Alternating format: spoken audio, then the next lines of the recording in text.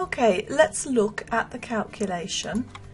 3 plus 4 times 2. Now that's easy enough that you should be able to work that out in your head. What result would you expect to get? Well, initially looking at it, you might think 3 plus 4 equals 7 times 2 equals 14.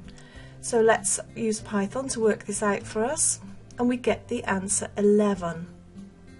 Now you might wonder why that is, or it may be that you're a maths whiz and you already know. But the reason is something called Bodmas. So we've got B-O-D-M-A-S.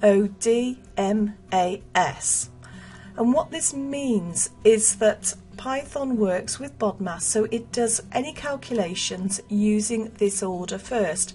So it starts off with anything in brackets, and it can be any of these types of brackets. It will do those calculations at the beginning. Then it moves on to anything with the order, so square roots to the power ofs, and then it will divide, then it will multiply, then it will use addition, and then subtraction.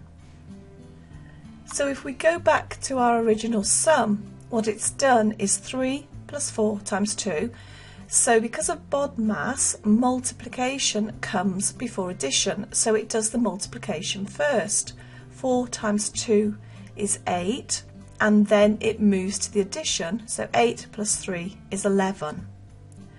So if you want to change the order of things, you need to remember Bodmas, and if you struggle to remember that, remember to put brackets around things that you want first. So we could have written it as 3 plus open bracket 4 times 2, and that would get us the same result.